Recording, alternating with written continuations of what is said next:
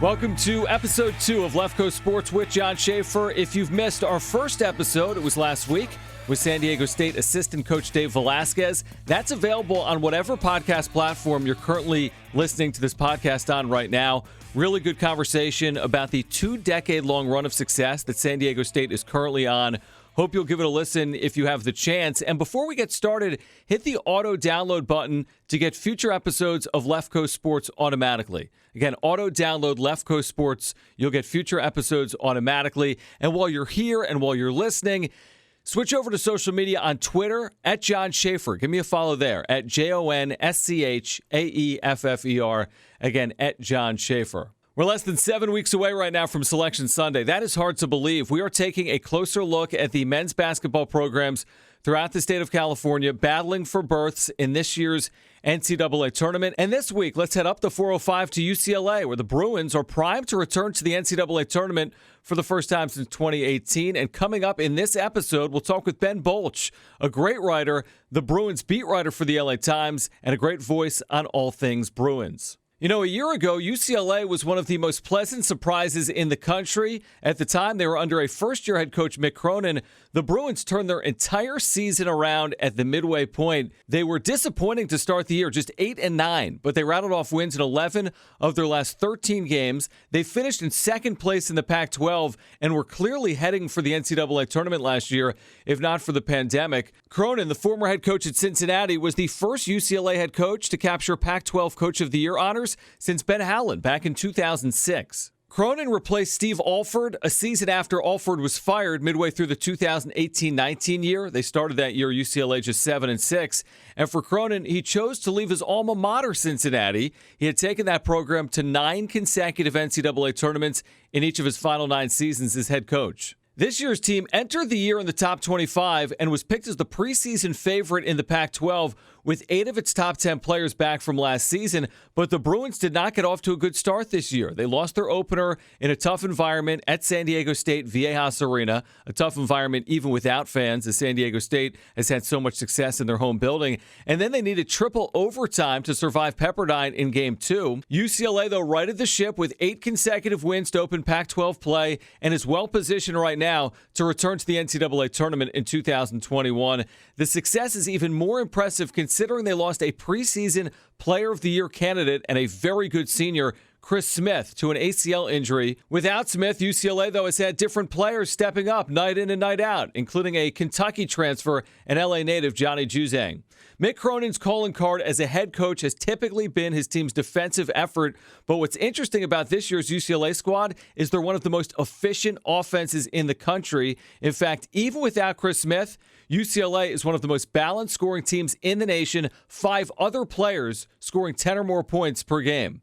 The expectations in Westwood, as you know, are always high, considering the record 11 national titles, 18 Final Four appearances. But despite that, there's a general belief that Mick Cronin has this program on the right path and that reaching the second weekend of this year's NCAA tournament would be considered a successful season. This week, I catch up with the Bruins beat writer for the LA Times, Ben Bolch, to discuss expectations in Westwood, Mick Cronin's second season, and the impact of the recent Chris Smith injury. Here's our conversation on Bruins basketball. Ben, as you know, obviously UCLA to start the year really struggled. They opened that season with a loss at Viejas to San Diego State. They needed triple overtime to beat Pepperdine. Was that a product of beginning the year not fully healthy? Well, I think it was a product of just the weird world we live in. I mean, they, didn't get back till campus till I think October, and weren't really in their normal rhythm. Didn't have their summer workouts, so everybody was a little bit off to start the season. I was a little bit surprised, though. I will say I thought that maybe even so. I know they've been working out really hard. I know these guys basically were all back from last year, but I can kind of see both sides of it. The world's very unusual right now, and everybody's sort of out of rhythm. So I think that had a lot to do with it. And then later in the year, they lose Chris Smith, who is expected to be potentially a Pac-12 Player of the Year candidate. He's been out now for about a month with that season-ending ACL. How have they been able to really win despite not having such a talented player?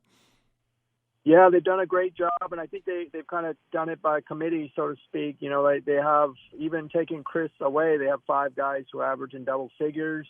It seems like we've seen this pattern play out where 2 or 3 of those 5 will play pretty well on a given night, and maybe 2 of the others won't. And it's kind of rotating, and that's kind of a good and bad thing, right? Because they're getting different guys step up, but they don't really have that reliable kind of person, that go-to guy that I think they're going to need, particularly when they get into March and they look for somebody late in a close game.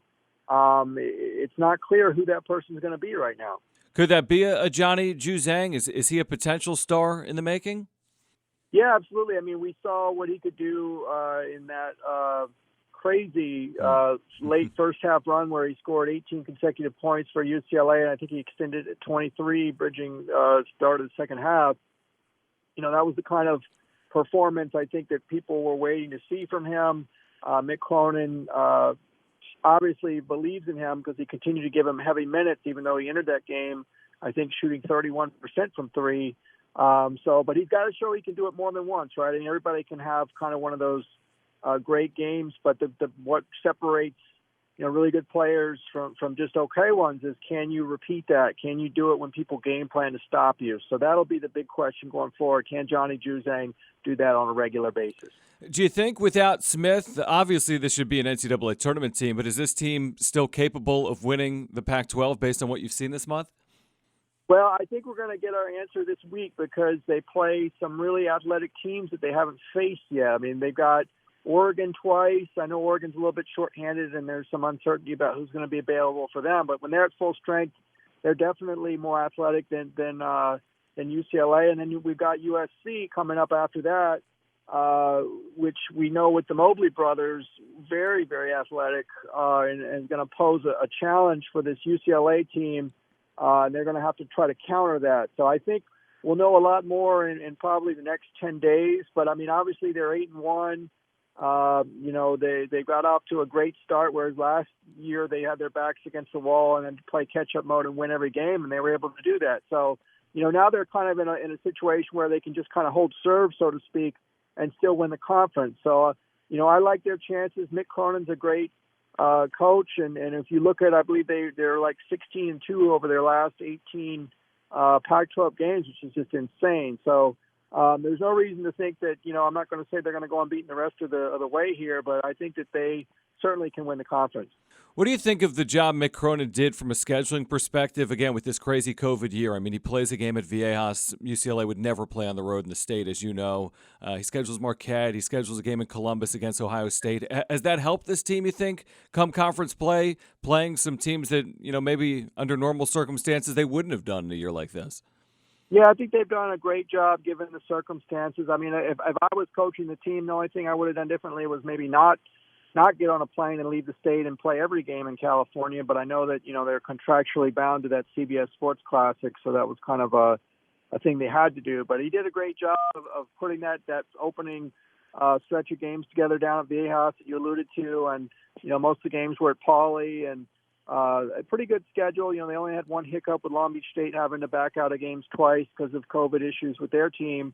But, I think all things considered, UCLA got through it. And I should mention, I believe UCLA might be the only Pac-12 team that has not had any sort of COVID pause or cancellation on behalf of their own team. They haven't had a positive since they started up. So that's a huge win for them right now. That might be the biggest win of the season, to be honest with you, when the season comes to an end. In your opinion, what's been the primary reason they find ways, again, Stanford notwithstanding, but how do they find ways to win all these close games? They've done it pretty consistently now. Yeah, I mean, I think it's a reflection of their coach, right? I mean, Mick Cronin's just kind of this gritty, get-it-done guy, and they've got a lot of guys like that with Tiger Campbell, who can always kind of hit those tough floaters. Jaime Jaquez, who's got ice in his veins, really no moment's too big for him. Cody Riley, who when he's going against certain matchups can be dominating force inside. So they've got some different options late in games. They've kind of utilized them at different times. And like I said earlier, they're hard to game plan for because they do have 5 guys in double figures. So if you can take away, 2 or 3 of those guys, and one of those other guys can step up and beat you. So I think they're versatile, they're hard-nosed, and they don't back down from any challenges. Do you find it somewhat interesting that Mick Cronin, a coach that has prided himself throughout his career on defense, has one of the best offensive teams in the country, but defensively they haven't been up to par, at least where they were, his team's obviously at Cincinnati, and even the defensive efforts he was getting a year ago? Yeah, it's really interesting, and I think that credit to these guys. There have been times with their ball movement where they, as the Spurs like to say, go good to great with their shot selection. And I've seen it multiple times this year where they just keep moving it till they get just a really, really good shot. And I think that, that's Mick had said that they were preaching that, and these guys have totally bought into that. But, you're right, the defensive end, not quite obviously near where he wants it. And I'm a little bit surprised because, it is everybody back from last year. But I asked Mick about that, and he said he wasn't surprised because they really had no off season. And, let's face it, these guys aren't the most elite athletic lateral quickness guys. And I think that is, something they have to compensate for with, being on-ball defenders and stopping dribble penetration, is that they have to learn angles and technique. And that's just taking time, and that's a continual evolution. But I will say, as far as player development goes, this staff is really, really impressive with a lot of the improvements I've seen on these players. Ben, a general UCLA question. Are the expectations, do they remain as high as they've ever been? I mean, is it a Final Four or bust scenario, or do they recognize that this is a program that's been rebuilt? And Mick Cronin did very well a year ago. He would have had an NCAA tournament team. He'll have one in 2021. I mean, would a second weekend, would a Sweet 16 be seen as a successful season in Westwood? Yeah, I think so. And I think that, Final Four bust narrative is kind of a false storyline that's been kind of perpetuated since Wooden left. I think absolutely when Wooden was there and maybe immediately after with Gene Bartow, getting to the Final Four and basically being run out of town, that was legitimate. But I think that those days are long gone. I think that the UCLA fan base is very reasonable. I think their expectations are, generally to be in the mix for the Pac-12 championship, maybe 4 out of 5 years, and be in the hunt for a Final Four berth every couple of years, and at least be like a consistent second weekend team. But they don't expect to hang championship banners every year, every other year. I mean, heck, it's been 25 years. So I think that the expectations here are reasonable. As you said, a second weekend team in the NCAA tournament this year, I think would be considered a success for sure. What do you think made the job so appealing for Mick Cronin specifically? I mean, he had an excellent program and was doing very good things at Cincinnati. What was it specifically about UCLA and the Pac-12 that drew him in? Well, it kind of, they've got a new athletic director, Martin Jarmon, at UCLA, and the word he always uses is elite. And I think that resonated for Mick Cronin as well. I think that, when you consider basketball, college basketball, and the blue blood status of UCLA, even though it hasn't been what, it could be for a while, I think that people, you throw out the UCLA name, and that really means something in the world of college basketball. So I think that was a huge allure for Mick, and obviously he knows about the legacy of Coach Wooden and what he was able to do. So I think that was the draw, and he was just, he's born and bred Cincinnati, went to school there. It's his alma mater, had a great run, and I think he was just ready for, the next challenge, so to speak, of taking a major conference program with the tradition of UCLA. What do you think the future of the program looks like under Cronin? Like, will it be 4- and 5-star guys that he's trying to get to the NBA after maybe just 1 or 2 years, or is it more in the mold of finding program guys that can defend and be team players, more like what he had at the University of Cincinnati? Yeah, I think it'll probably be a pretty good mix therein. He's mentioned wanting to have multiple lottery picks on the same team, which would be, pretty amazing. I can't remember, maybe Westbrook and Love was the last time that's happened at UCLA, but I think he also really gets the value of somebody like a Tiger Campbell, who's going to be a 4-year player, and a glue guy like a Jaime Jaquez. Not elite talent, but you can't win without those guys and instilling that kind of mindset of togetherness that they bring. So I think we're going to see a nice mix of, like he said, maybe really, 2 elite guys surrounded by basically the kind of guys that they have on this team right now. Is the Pac-12 a league that's going to get 4 or 5 teams potentially this year? I know we know that Arizona won't be in the tournament because of sanctions. I think the last 2 years there was a tournament. The Pac-12 had only 3 teams in March Madness. So will they be able to surpass that total this year? Yeah, absolutely. I think, Oregon, UCLA, SC, and Colorado are all probably pretty much locks, considering unless barring some kind of tail off, which is always possible.